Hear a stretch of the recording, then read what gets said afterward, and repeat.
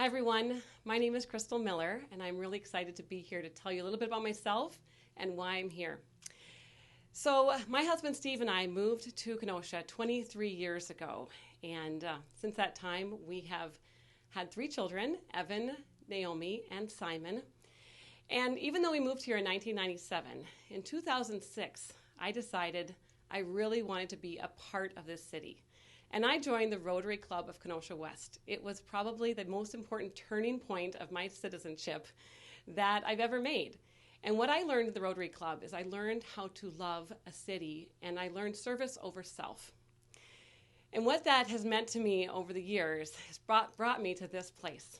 In 2009, we started Frontida Assisted Living, and I've had the privilege of employing hundreds of long-term care workers and many people of color. And during this time, especially my first year at Frontida, I remember realizing my passion. Many people in their 20s and 30s just kind of obsess. What am I passionate about? So many people tell us, just do what you're passionate about. And I will never forget the day that I was at a stoplight on Green Bay Road, and I said, oh, I know what it is. Finally I know what I'm passionate about. I'm passionate about helping other people be successful. And that desire has never faded. It has been a joy to lead the company that I lead, but more than that, to be involved in this city and to be involved with nonprofits and business groups and working with people to help this community be a better place to live and work. So, what am I here for? I am here to announce my candidacy for the Wisconsin State Assembly for District 65. And many people in my journey have said, so tell me what the Assembly is. So I just want to take a little second. The Assembly is the lower house of our state government. It is the first place that a bill would go to start on the way to the governor. And I want to be a bigger part of this process, and that's why I want to run for this seat. I love this city. And what I love about this city is how we cooperate. We get things done here. Businesses and economic development, government, education, nonprofits, social service agencies, we work together and we get good things done. But there are still so many things that we can accomplish, and we need to create more opportunities for people, especially people who have less privilege. And I want to be a part of that process. I am a conservative, and I'm running with the Republican Party. And speaking of a party, many of you who know me really know how much I wish this was a party. I love gathering with people. I love gathering with new friends, with old friends. I love making connections. And I really wish I was in a big room with all of you and walking around and giving you hugs and shaking your hands. So this is hard for me. Safer at home is hard for many of us. And I want to talk about that a little bit more. One of the things that I wish was happening right now is that I never imagined I'd be doing this speech in front of a video camera and with a haircut that's 10 weeks old. And so I know that some of you are laughing too, because this is the time that we are living in. So my why. I've had 2 questions that have been posed to me quite a bit. Why are you running? And then one other question that I want to address is someone said, are you scared? And quite honestly, I am a little scared. I'm not a politician. And I really don't want to be. I do want to represent this district. And I want to be a person that listens and knows what's going on here and helps solve problems. So why am I running? Well, I've been to Madison and I've worked hard for change. I have employed long-term care workers for many years, and I've also taken care of the elderly and disabled who don't have funding to pay for their own care.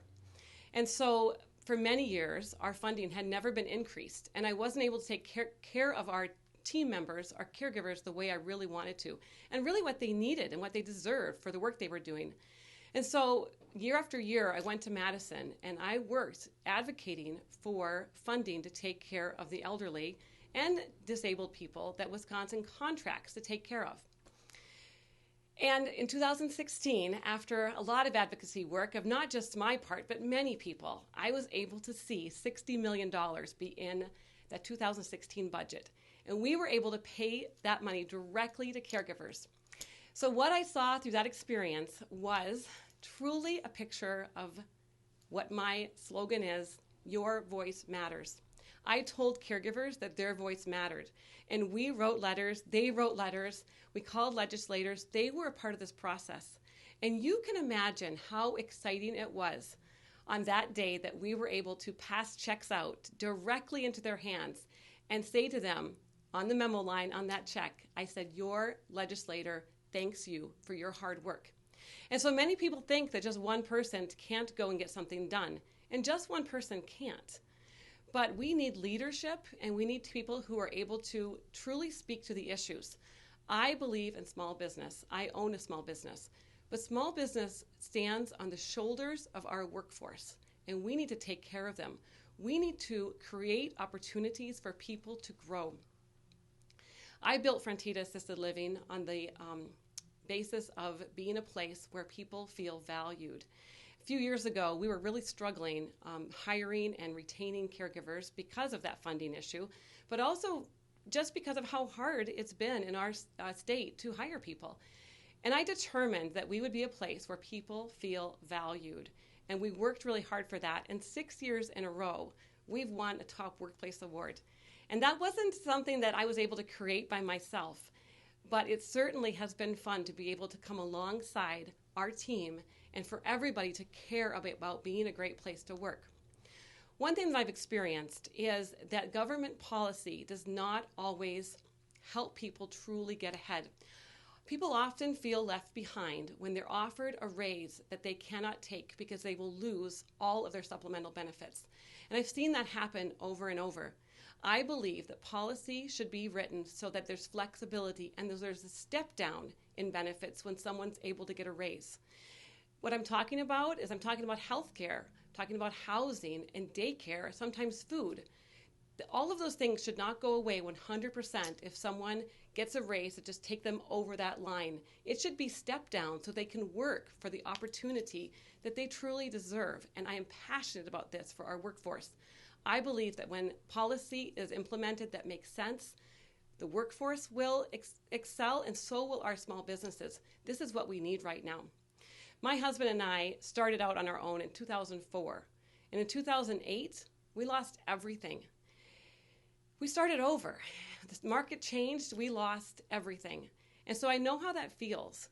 And I believe in this time that we're in, with what we're dealing with, COVID-19, the stay-at-home order or safer-at-home order, many businesses are in trouble. So I'd like to answer the question, why now? Because now is hard. Now is a hard time to run. But I believe that my experience has prepared me for this. I actually don't think there's a better time for me to run except for now. I understand what it's like to be struggling as a business. And I understand that I want our community to be safe. I work in long-term care, and I take care of the most vulnerable in our population. And honestly, the longer that we're closed, likely the safer that some of my residents will be. But when I look around and I see families struggling and hurting, my heart goes out to you. I am sorry for so many people that have been affected by the coronavirus, some because of loss of life, and some because of true loss of your livelihood. And I believe that when we talk about life, that there's a lot of different meanings to this word. One is simply our breath or our heartbeat. That is life, and I believe in saving and sustaining life. But I also believe that life is what we live, and it's our hopes and our dreams and the things that we care about. And people around us are just seeing it crumble before their eyes. So I support a safe way to get back to work with protocols in place that will keep our people safe, but allow our businesses to continue to thrive and for people to be able to continue to build. But I want it to be done in a safe way. We need to have things in place that make sense. But a friend of mine just mentioned a couple days ago, if you can buy jewelry at Costco, why can't we go to a local jeweler? And if you can buy clothing at Walmart, why couldn't we buy it in a downtown boutique? These are the businesses that need this. So I urge you to shop local. It's really important.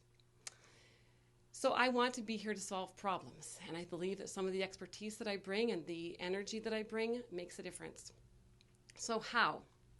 Well, my how this is going to be harder because of Safer at Home. But I have a desire to listen, and my record speaks to that. I am a listener. And I have been in leadership rooms where the people that mattered weren't there. Not too long ago, I was working with a board and we were trying to make decisions about education, and it was mostly affecting Black and brown children. And I looked around the room and I said, we don't have any people of color in this room. I'm not continuing until this changes. And just being able to say that out loud and say, this doesn't make sense, this doesn't affect us, we can't do this without their voice, it opened up doors where we were able to, that very next meeting, fill that room with people that mattered. Their voices mattered, and they were more important than our voices. I am passionate about holding up the voices of people that need to be heard. So during this campaign, I want to base it on listening. And it's going to look different than maybe it looks in the past. I won't be able to just go door to door and knock on your door and ask you how things are. But it doesn't limit me from being able to get to know you. And quite honestly, you may not know me. And this is a two-way street. I care about people, and I've been an experience in this city and in this community where people know that, but you might not know me. So I would like an opportunity to spend time with you, whether it's on the phone or a Zoom call or a FaceTime or chatting online, or maybe it's a driveway chat or a distance walk in your neighborhood. I would welcome that because I want to learn about the things that matter to you. So if you want me to be your representative in Madison, then I'm willing to go. But it's going to take a lot of people to make this happen. And it's going to take a lot of hands on being involved and feet on the ground when we can do that. It's going to look a little different. But if you know me, stick up for me because there's people that don't know me. And I would appreciate all the support I can get because that is what's going to make a difference. So this election is on November 3rd. And between that time, now and then, my job is to get to know you, and your job is to get to know me. If you want me in Madison, I will go. I promise that I will continue to fight for the people of this city, whether you send me to Madison or not. I will fight for you. Thank you so much for this. I look forward to meeting you when we have the opportunity. Take care.